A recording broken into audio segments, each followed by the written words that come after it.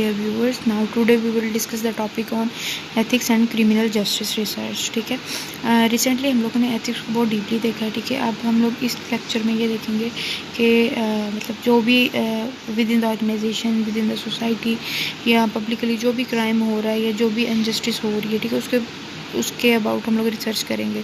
ठीक है, और विद मतलब एथिक्स के कोड ऑफ कंडक्ट को यूज़ करते हुए. ठीक है, तो अगर भी कोई भी ऑर्गेनाइजेशन में मतलब कॉन्फ्लिक्ट राइज हो रहा है तो जाहिर सी बात है वो किसी की वजह से हो रहा है ना, तो ये इसमें सारे क्राइम्स आ जाते हैं. ठीक है, तो ये क्रिमिनल जस्टिस रिसर्च है, इसको हम एथिक्स के पॉइंट ऑफ व्यू से देखेंगे ये किस तरह से इसको डिफेंड कर रहा है.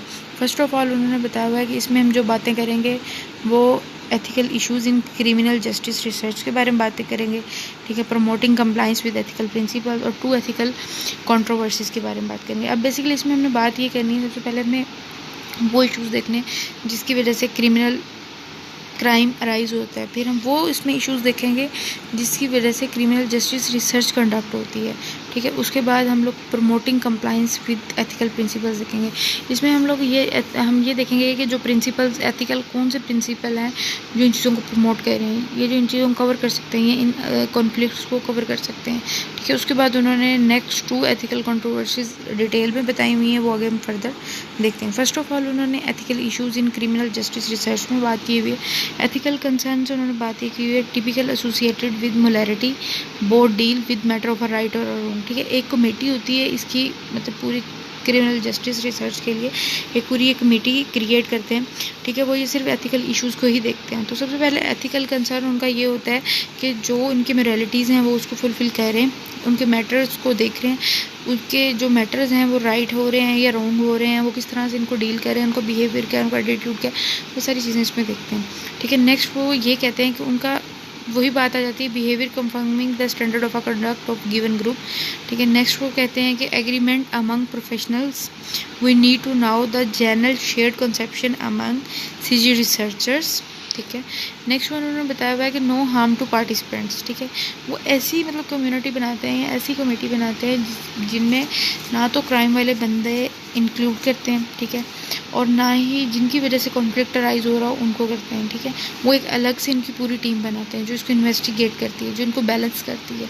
ठीक है, तो इनका जो डायलेमा है वो ये कहता है कि इन्होंने अपने जो पोटेंशियल्स है, बेनिफिट्स हैं, उनको बैलेंस करना है, हार्म को कंट्रोल करना है, हार्म पॉसिबिलिटीज़ को कम करना है. ठीक है, नेक्स्ट उन्होंने बात की है collecting info from active criminals present possibility और वायलेंस अगेंस्ट देम. ठीक है, नेक्स्ट वो ये देख लेते हैं कि राइट हो रहा है, रॉन्ग हो रहा है, अगर कोई कॉन्फ्लिक्ट राइज हो रहा है तो किस वजह से हो रहा है. उन सारी बातों को देखने के बाद, अपने बेनिफिट्स को देखने के बाद वो ये देखते हैं, वो ये इन्फॉर्मेशन कलेक्ट करते हैं कि जो क्रिमिनल्स हैं वो अभी हैं वो क्या रोल प्ले कर रहे हैं, वो किस तरह से काम कर रहे हैं, वो किस तरह से वायलेंस कर रहे हैं. ठीक है, अगर हम उनके अगेंस्ट वायलेंस क्रिएट करते हैं तो हमें किस तरह से जाना चाहिए, हमारी क्या पॉसिबिलिटीज़ हो सकती हैं कि हम उनको वायलेंट कर सकें. ठीक है, नेक्स्ट उन्होंने कहा हुआ है कि psychological harm via remembrance of unpleasant traumatic experience. ठीक है, possible harm may be justified by potential benefit of a study. ठीक है, पेरॉन ड्रग यूज़ इन एनवर्डेंस क्लब्स. ठीक है, तो ये इन सारी चीज़ों की वजह से जो है ये इन लोगों की पार्टिसिपेशन नहीं होती. ठीक है, जो ड्रग यूज़र्स हों इनकी नहीं होती. ठीक है, उनमें जो मतलब के जिनका एक्टिव क्रिमिनल्स हों, जिन पे थोड़ा बहुत डाउट हो, वो नहीं हो सकते. साइकोलॉजिकल प्रॉब्लम जिनके साथ हो, जो अनप्लीजेंट फील करते हों, उनको नहीं कर सकते. ठीक है, उसके बाद जो है उसमें ऑर्बिट्री लोगों को नहीं देख सकते. ठीक है, उसमें ये देखते हैं कि हमारा सबसे पहले इनका डेल में ये होता है हमने अपने पोटेंशियल को बैलेंस करना है, अपने बेनिफिट को बैलेंस करना है. ठीक है, हार्म के अगेंस्ट. तो वॉलंटरी पार्टिसिपेंट्स कौन से हो सकते हैं? CG researcher often introduce into people's lives, ask them to reveal what is generally unknown, therefore participants must be voluntary, these threats generalisability.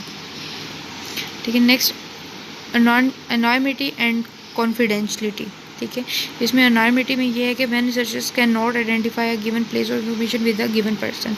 ठीक है, अब वो पूरी एक टीम क्रिएट कर ली, उन्होंने ये देख लिया कि हमने जी इसमें ये इस तरह के लोग नहीं ऐड किए, रिस्पॉन्सिबल लोग ऐड किए हैं. ठीक है, और मतलब उनका जो मतलब कोड ऑफ एथिक्स को फॉलो करते हैं उनका क्राइम के साथ कोई दूर दूर तक वास्ता नहीं है, लेकिन वो जस्ट इन्वेस्टिगेशन करेंगे और उनका जो करेक्टर बैकग्राउंड है या जॉब एक्सपीरियंस बिल्कुल अच्छा है, साइकोलॉजी कोई इशू नहीं है, ड्रगर्स नहीं है, बिल्कुल ओके हैं, ठीक है। तो वो सबसे एनामिटी ये करेंगे जो उनका मतलब कि जिस सबसे पहले जो गिवन पर्सन की इन्फॉर्मेशन है उसको ट्रेस करने की कोशिश करेंगे, ठीक है। सबसे पहले उसको देखेंगे, वो आइडेंटिफाई होता है, उसकी इन्फॉर्मेशन आइडेंटिफाई होती है, ठीक है। अगर उसकी इन्फॉर्मेशन जब वो आइडेंटिफाई हो जाता है, ठीक है, तो उसके साथ ये प्रॉमिस करते हैं कि वो उसको पब्लिकली नहीं लेके आएंगे, वो उसको इंटरनली भी मतलब वो देखेंगे, सारा चेक एंड बैलेंस करेंगे कि आया हमें पता चला ये क्राइम में इन्वॉल्व है, तो क्या ये हमारा शक बिल्कुल ठीक है, ये क्राइम में इन्वॉल्व है या नहीं। वो लोगों को नहीं बताएंगे, वो एम्प्लॉयज़ को नहीं बताएंगे।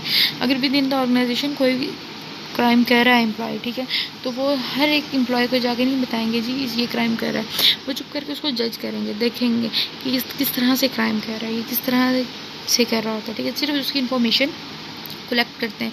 अब इनके टेक्निक्स क्या हैं? Replace names addresses with IDs, specify when surveys is see rather than the A, specify that into will be close to third parties, ठीक है। अब इसमें इनकी टेक्निक्स ये यूज़ होती हैं, ये खुद जाके फ्रंट पे काम नहीं करते, ठीक है, ये एक थर्ड पार्टी के थ्रू काम करते हैं।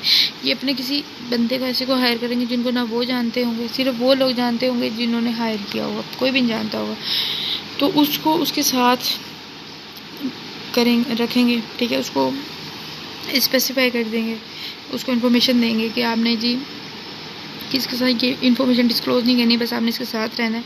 तो इसके जो हैं इसके नेम्स, आईडीज़, एड्रेसेस जो भी हैं, स्पेसिमन है, वो अपने सारा हमें प्रोवाइड करना है, ठीक है। नेक्स्ट उन्होंने बताया डिसीविंग सब्जेक्ट। अब डिसीविंग सब्जेक्ट में उन्होंने ये बात की है जनरली कंसीडर्ड अनएथिकल बिहेवियर, ठीक है। डिसीविंग सब्जेक्ट में बेसिकली ये एक अनएथिकल बिहेवियर है, ये एथिकली बिहेवियर शो नहीं हो रहा। Sometimes useful and even necessary to identify yourself as a researcher. Don't I got undercover, विडम, चाइल्ड अब्यूज एंड इलीगल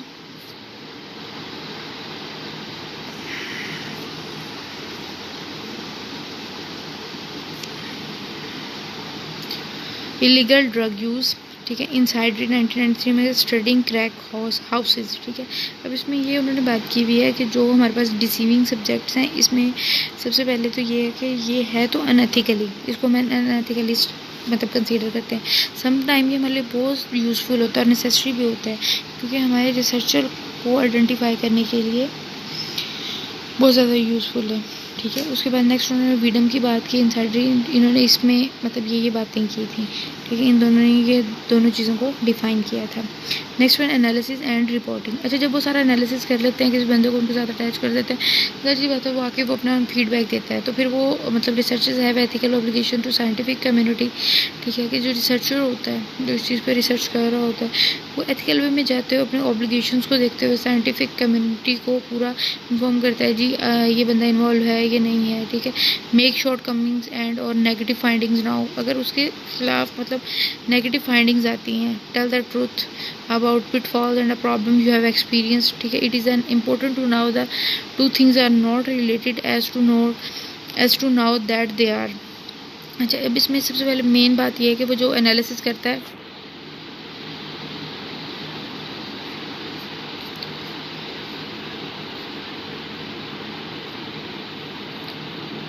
अच्छा, वो जो सबसे ज़्यादा मेन बात ये है कि वो जो एनालिसिस करता है, मतलब जो भी बात बोलता है या कुछ भी है, ठीक है, तो वो आके एज इट इज़ अपनी कम्युनिटी को बताता है, जो उसका एक्सपीरियंस होता है, जो उसके मतलब जो उसको प्रॉब्लम्स नज़र आ रही होती हैं या पिटफॉल्स नज़र आ रही होती हैं, नेगेटिविटी या फाइंडिंग में कोई इशू आ रहा होता है, तो वो सारी चीज़ें आके बताता है। तो इसमें जो है, इसमें फिर वो मतलब इसके अगेंस्ट एक रिपोर्ट क्रिएट करते हैं। अगर लीगल लाइबिलिटी भी रिसर्चर पे होती है, may expose themselves to criminal liability for failing to report observe criminal activity to the police, engaging in participant observation studied where crimes as committed, ठीक है। अब वो ये बात करता है कि अगर वो आके उसकी ये लीगल लाइबिलिटी होती है कि वो एक रिपोर्ट क्रिएट करे, ठीक है, और वो जाके पुलिस में सबमिट कराए, ठीक है, क्रिमिनल एक्टिविटी की, ठीक है। उसने जो ऑब्ज़र्व किया होता है, उसकी जो ऑब्जर्वेशंस होती हैं, स्टडीज़ होती हैं, वो इस चीज़ के साथ एंगेज और कमिटेड होता है कि ये मतलब जो क्राइम कर रहा है वो सारी उस रिपोर्ट में लिखेगा, ठीक है। उसकी लीगल लाइबिलिटी है कि वो कॉन्फिडेंशियली उसको वायलेट करेगा, जाके लीगल इम्यूनिटी के साथ डिस्कस करेगा, सारी चीज़ें उनको रिपोर्ट जमा करवाएगा। Next one special problem. Special problems में सबसे पहले becoming aware of a staff misbehaviour in agencies. ठीक है, तो इसमें जो स्पेशल प्रॉब्लम्स हैं, इसमें सबसे पहले वो ये देखता है कि हमारे स्टाफ के साथ उनका मिसबिहेवियर एजेंसीज में जो काम कर रहे हैं उनको उनके मतलब उनको अवेयर करता है इस चीज़ के से भी कि उनका जो बिहेवियर है वो अच्छा नहीं है। रिसर्च में प्रोड्यूस क्राइम और इन्फ्लुएंस इट्स लोकेशन और टारगेट। ठीक है, फिर रिसर्च ये भी करता है कि उनके बिहेवियर को शो करता है, उसके बाद वो अपने मतलब जो उसने मतलब लोकेशन और टारगेट पे जो इन्फ्लुएंस मतलब जो क्राइम प्रोड्यूस किया होता है उसके बारे में बताता है। क्राइम में भी displaced with holding desirable treatment from control group, mandatory reporting. अब जिसमें उन्होंने ये बात की child abuse prevent and treatment act of 1974 में। बेसिकली ये 1974 में इन्होंने एक क्रिमिनल जस्टिस को मतलब इन्वेंट किया था या इंट्रोड्यूस करवाया था।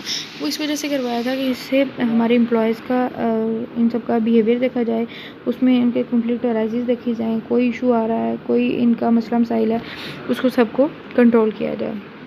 ठीक है, next one is the promoting compliance with ethical principles. ठीक है, इसमें नेक्स्ट उन्होंने बात की हुई है कि अब हम इसके प्रिंसिपल्स देखेंगे कि कौन कौन से इम्प्लीमेंट होंगे। ठीक है, द नेशनल रिसर्च एक्ट, वही बात कि इन्होंने 1974 में इसको इंट्रोड्यूस करवाया था into a law after a few highly publicised example of unethical practice in medical and social science research. ठीक है, द बालमोंट रिपोर्ट 1979 में इसको ब्रीफली और कंप्रीहेंसिव सेट के थ्रू प्रिंसिपल्स को मतलब कि प्रिंसिपल को इसलिए डिफाइन किया था कि वो ह्यूमन को प्रोटेक्ट कर सकें, respect of persons, beneficences and justice. वही बात आ जाती है कि इन्होंने इस वजह से इन्वेंट किया था हर किसी को इक्वालिटी मिल सके, जस्टिस मिल सके, बेनिफिशेंसी मिल सके, जो कि हमने रिसेंट लेक्चर में भी बेनिफिशेंसी का पढ़ा है, जो थ्योरीज़ में शामिल होती हैं। ठीक है, थ्योरीज जिन पे बेस करती है, ये थ्योरी जिनसे बनाई जाती है।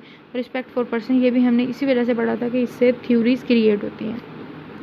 ठीक है, कोड ऑफ प्रोफेशनल एथिक्स। इसमें कोड ऑफ प्रोफेशनल एथिक्स बता रहा है कि ये अमेरिकन साइकोलॉजिकल एसोसिएशन ने 2002 में बनाया था। Code of ethics is a quite detailed reflecting the different professional rules of psychology in research, clinical treatment and education context. ठीक है, इसमें जो अमेरिकन साइकोलॉजिकल एसोसिएशन है 2002 में इन्होंने एक कोड ऑफ एथिक्स मतलब एक अपना डिटेल में एक्सप्लेन किया था, जिसमें मतलब उनके जो प्रोफेशनल रूल्स थे और साइकोलॉजिकल रिसर्च थी, क्लिनिकल ट्रीटमेंट थे, एजुकेशनल कॉन्टेक्स्ट थे, वो सारे उन्होंने डिटेल से डिस्कस किए हुए थे।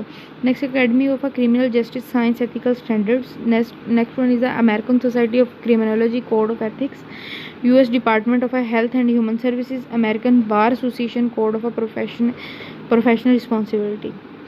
ठीक है, अब इसमें जो है ये उन्होंने सारी बात बताई हुई है कि ये इन्होंने जो कोड ऑफ एथिक्स क्रिएट किया था वो किस वजह से किया था, किस तरीके से किया था और उनका क्या था। इसमें जो सबसे ज़्यादा मेन इंपॉर्टेंट यही है कि क्रिमिनल जस्टिस को मतलब इसका एक एथिकल स्टैंडर्ड क्रिएट करने के लिए उन्होंने किया था। एक अमेरिकन सोसाइटी थी जो क्रिमिनोलॉजी कोड ऑफ एथिक्स को के अगेंस्ट काम करती थी, वहीं से इन्होंने अपनी इसको इंट्रोड्यूस करवाया था। ठीक है, और अमेरिकन एसोसिएशन बार ने ही इसकी प्रोफेशनल रिस्पॉन्सिबिलिटी ली हुई थी। ठीक है, next one is the institutional review boards. ठीक है, इस government agencies and non government organisation must establish institutional review boards. ठीक है, member make judgement about overall risk and their acceptability, whether research procedures include safeguards to protect safety, confidentially and generally welfare of a subject। ठीक है, अब institutional review board में ये है कि जो रिसर्चर मतलब एजेंसीज के रिसर्चर्स होते हैं वो बेशक गवर्नमेंट के हों या नॉन गवर्नमेंट के हों, ठीक है, वो अपने पूरे एक इंस्टीट्यूशनल रिव्यू इस्टेब्लिश करते हैं, अपनी पूरी उसमें जजमेंट लिखते हैं, ओवरऑल रिस्क लिखते हैं, अपनी एक्सेप्टेबिलिटीज़ लिखते हैं कि हमारे एक्सेप्टेबिलिटी क्या थी, पूरा प्रोसीजर को फॉलो करते हैं। ठीक है, उनको प्रोटेक्ट सेफ्टी कॉन्फिडेंशली उसमें मतलब हर ईच एंड एवरी पॉइंट उसमें डिस्क्लोज करते हैं। ठीक है, next one is informed consent and special populations. ठीक है, इन्फॉर्म्ड कंसेंट में उन्होंने बात की हुई है कि have the capacity to understand and do understand the research, risk, side effects, benefits to subject and procedure use, New Jersey state troopers and racial profiling, ठीक है। इसमें उसने मतलब स्पेशल पॉपुलेशन में ये बताया कि स्पेसिफिक रेगुलेशन एग्जिस्ट करते हैं, ठीक है, अबाउट प्रिजनर्स। अच्छा, अब इसमें मतलब कंसर्न एंड स्पेशल पॉपुलेशन में उन्होंने ये बात की हुई है कि जो हमारी मतलब कैपेसिटीज़ हैं, जो अंडरस्टैंडिंग द रिसर्च है, इसमें ये है कि हम अपने रिस्क को देखते हैं, हमारे साइड इफ़ेक्ट को देखते हैं, बेनिफिट्स ऑफ सब्जेक्ट्स को देखते हैं कि हमारा प्रोसीजर्स को उसने कौन सा फॉलो किया हुआ है।